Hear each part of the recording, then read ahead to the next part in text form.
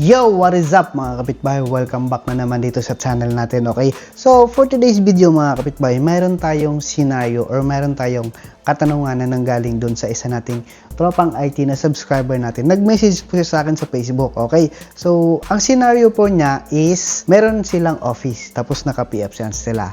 Tapos naka-Open VPN sila. Mayroon silang main office, tapos dun sa mga client nila, ang ginagamit nila, or sa branch office nila ng mga office network, ginagamit nila is OpenVPN. Okay, so alam naman natin kung paano gumagana yung OpenVPN, di ba? Magsiset ka ng OpenVPN dito sa PFSense mo, tapos i-export mo yung file para i-install mo dun sa client PC kung saang lugar man siya or saang office man siya nandun. Alright? So, ang problema niya ngayon is nagkakaroon siya ng problema about dun sa internet connection niya kasi palagi daw napuputol ang kanyang OpenVPN kapag nag-down yung internet niya. Which is yung scenario, meron siyang PFSense tapos naka-dual WAN connection siya. Dalawa yung internet niya.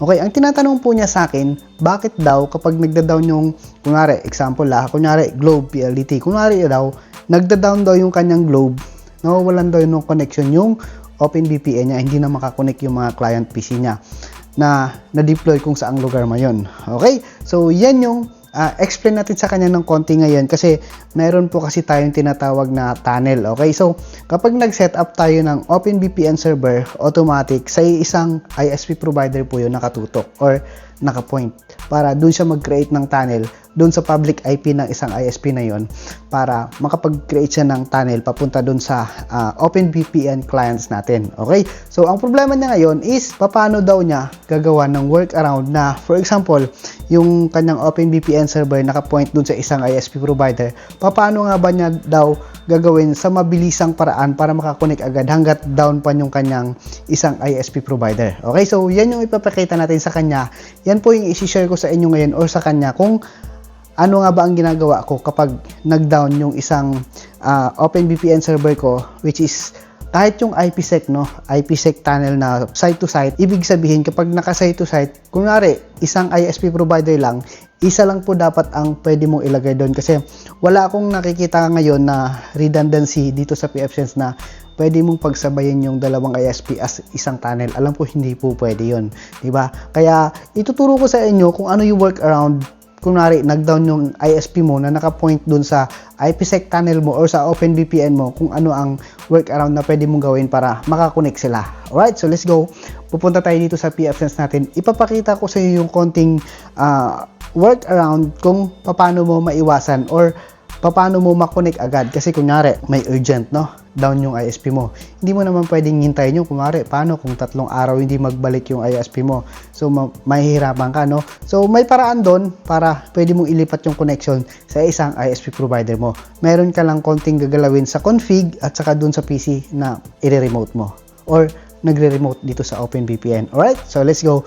Pupunta tayo dito sa PFSense natin. Ipapakita ko sa inyo. Let's go! And mga kapitbahay, sana nakita nyo, diba? So, ito yung PFSense natin. Okay? Kung nyo mapapansin, dito sa dalawa yung ating internet. Okay, so yung OpenVPN ko is naka-point dito sa WAN ko. Ayan. Diyan sa WAN na yan. Okay, tapos yung backup ko, ito yung isa, yung Radius, ayan, Radius Internet. Okay, madalas dito ko sa pinopoint sa WAN kasi mas mabilis to. Ito, automatic, naka-port forward yung mga CCTV ko dyan para ma-access sa labas. Okay, so ang problema ng client natin is palagi daw nagda-down yung internet niya, which is kung saan naka-point. Wait, kung nyo papansin, punta tayo dito sa OpenVPN ko. Ayan, kung nyo papansin, ayan, yung interface niya nakapunta sa WAN, di ba? Ayan, nasa WAN siya naka-point. So kapag nag-down to, automatic mawawalan ako ng VPN connection doon sa mga client PC na pinag-deployan ko. So ano nga ba ang pwede mong gawin para ma-connect mo sila ng mas madalian or mabilisan para hindi magkaroon ng matagal na downtime. Alright? So, ang gagawin mo lang mga kapitbahay is i-edit mo lang yung interface nito. Like for example, dito sa isa, edit natin yan. Di ba naka-1 siya? Kunyari, nag-down yung 1 ko. Ang gagawin mo lang, i-edit mo lang yan. Tapos, punta ka dito sa interface. Saan ba yan? Interface. Ayan, punta ka dito sa interface. Palitan mo lang yan. Kunwari, nag-down to si 1. Papalitan ko lang ng radius. Ayan. Yan. Pag napalitan ko yan, click mo lang okay, automatic magiging reduce na yan. Okay? So, once na na-apply mo na, hindi lang yun gagawin mo. Once na na-apply mo na siya, automatic, pupunta ka sa, wala ka nang ibang gagalawin dito. Yun lang yung gagawin mo. Papalitan mo lang yung interface kung saan naka-point yung OpenVPN or kahit yung IPsec connection mo. Yan. Alright? Paras lang yung process nun. Next time, kapag may nagtanong, paano naman yung IPsec? So, sa ngayon, ang tutok natin or yung topic natin is dito sa OpenVPN natin. Okay? So, open mo lang yung OpenVPN server mo, tapos palitan mo lang yung interface. Palitan mo lang yung ISP provider na kung saan mo ipo-point. Edit mo lang, palitan mo yon. Okay? After nyan, syempre, kailangan mong tawagan, kumare, tawagan yung isang client mo na wait lang, punta ka dito sa ano mo. Yan, 'di ba? Ito yung OpenVPN natin. Yan yung OpenVPN natin. Tawagan mo siya na mag-right click lang siya diyan. Siyempre nagra-run na, 'di ba? Right click lang po siya diyan.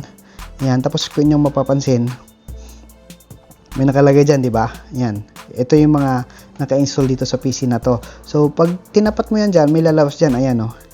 Edit config. Ayan, pag kinlik mo yung edit config na, so tatakpan ko, no? Ito yung aking public IP. Ito yung papalitan mo. Yan.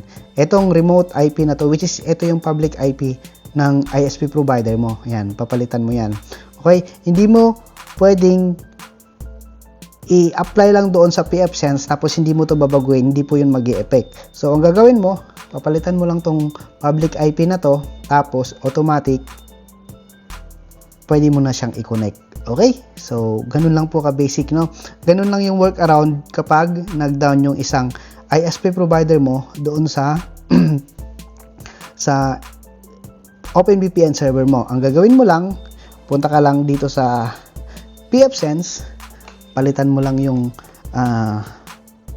tunnel interface mo, which is yung pinaka-ISP provider mo, tapos in-okay mo, sinave mo, tapos punta ka dito sa client PC mo, edit mo lang yung config ng inyo tawag nito ng client PC mo, tapos save mo lang. Yan, save. Pag sinave mo, automatic, pag nag right click ka ulit dito, tapos connect, magko-connect na po yan. Alright, so proven and tested ko na po yan. So make sure dapat palagi, di ba, yung backup internet mo is dapat naka public IP rin para makatagos, di ba? Alright, so at make sure na mayroon siyang rule. Okay, so ayan, so ganun lang ka-basic mga kapitbahay, no? Ganun lang yung gagawin mo na, for example, naputulan ng internet, so pwede mo siyang ilipat diretso.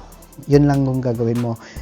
Puntaan mo lang sa one interface, lipat mo dun sa active na interface na one interface, tapos edit mo lang yung file doon sa pinag-installan mo na yun. Okay? So, eto, effective to, mga kapitbahay. Kapag nagda-down yung OpenVPN ko, kasi yung Cebu office namin is naka-OpenVPN. Kasi nga, yung Cebu office namin, hindi pa namin na-upgrade yung internet namin doon. Hindi pa siya naka-static public IP.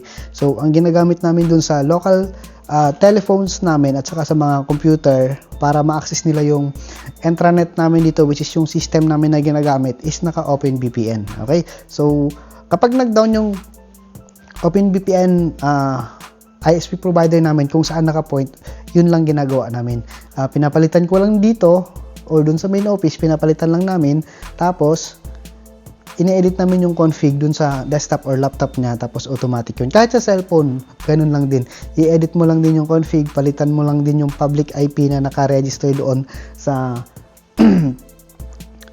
PC. Kasi kumare, papalitan mo dito tapos mag-i-export ka. So, matrabaho 'yon. So, pwede mo naman i-hard code, 'di ba?